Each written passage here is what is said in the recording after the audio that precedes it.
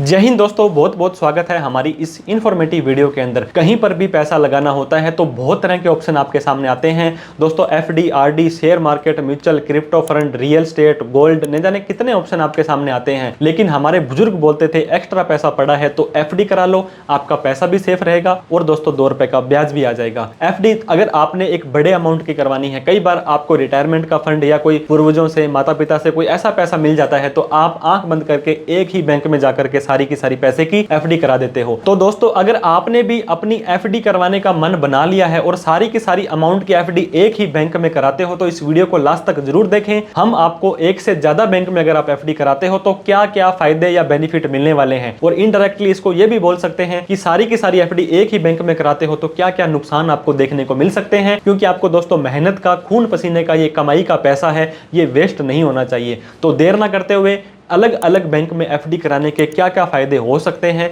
जान लेते हैं।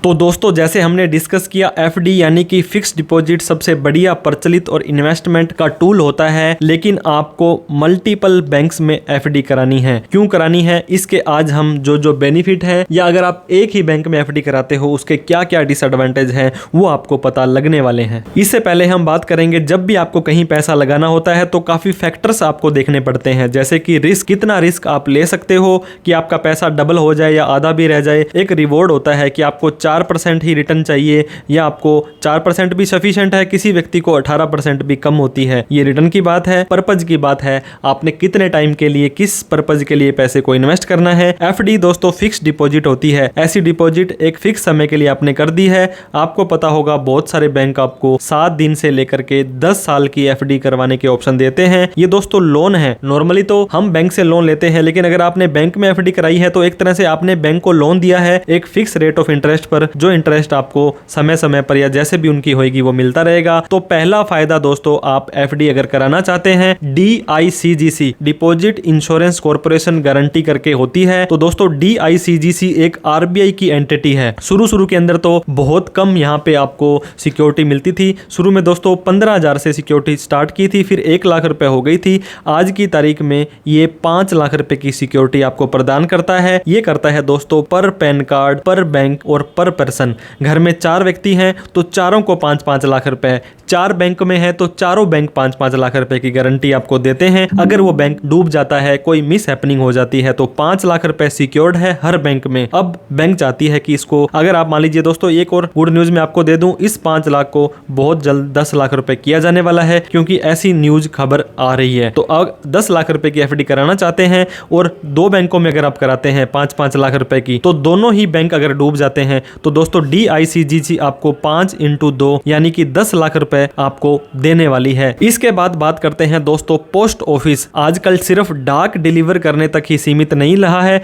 ऑनलाइन जमाना है, डिजिटल जमाना है। तो पोस्ट ऑफिस भी दोस्तों गवर्नमेंट ऑफ इंडिया के द्वारा मैनेज किए जाते हैं, जहां पर DICGC इन्वॉल्व नहीं है। तो इसका मतलब कि आपका 5 लाख भी सेफ नहीं है, ऐसा नहीं है दोस्तों, आपका 100% अमाउंट सेफ है। पहली बात तो ऐसा हो ही नहीं सकता है कि आपका पोस्ट ऑफिस डूब जाए, कुछ मिस हैपनिंग हो जाए। हो जाती है तो गवर्नमेंट ऑफ इंडिया आपको सारा का सारा पैसा वापस देने वाली है। लेकिन इनकी फैसिलिटी, सुविधा जो अभी तक पुराने सिस्टम, पुराने कर्मचारी हैं वो अच्छी नहीं दे पाते हैं, ये आपको डिसाइड करना है। तीसरा बेनिफिट दोस्तों, इनकम टैक्स के नोटिस से बहुत बार हम घबरा जाते हैं, और एक सेक्शन है 148, बहुत ही खतरनाक सेक्शन है। ये दोस्तों नॉन फाइलिंग के बारे में बात करता है और इनकम स्केपिंग असेसमेंट होता है। अगर आपने एक बैंक के अंदर, एक पैन कार्ड में, एक फाइनेंशियल ईयर में 10 लाख से ज्यादा की एफडी करा ली और इनकम टैक्स की रिटर्न यानी कि ITR नहीं भरी, तो दोस्तों अगर आपकी एफडी है 50 लाख रुपए तक की तो 4 साल, और 50 लाख से ज्यादा है, ये मैंने आपको यहाँ पे बताया कि अगर आपकी एफडी है 50 लाख रुपए तक तो साल खत्म होने के 4 साल तक, और 50 लाख से ज्यादा है तो साल खत्म होने के 6 साल तक वो बैंक वाले इनकम टैक्स को सूचना देंगे कि इस व्यक्ति ने हमारे पास इतने रुपए की एफडी कराई थी। फिर आपको नोटिस भेजा जाएगा। पहले तो आपसे ये पूछा जाएगा कि आपने ITR क्यों नहीं भरी, फिर पूछा जाएगा कि आपके पास ये पैसा जो आया था ये कहां से आया था। तो इसका क्या समाधान है दोस्तों, अगर आपने मान लीजिए 27 लाख रुपए की एफडी करानी है और और 9-9 लाख रुपए की 3 बैंक में एफडी कराते हो तो तीनों ही बैंक वाले इनकम टैक्स डिपार्टमेंट को सूचना नहीं देंगे। हालांकि इस एफडी का जो ब्याज है वो आपके एआईएस और टीआईएस में शो होगा,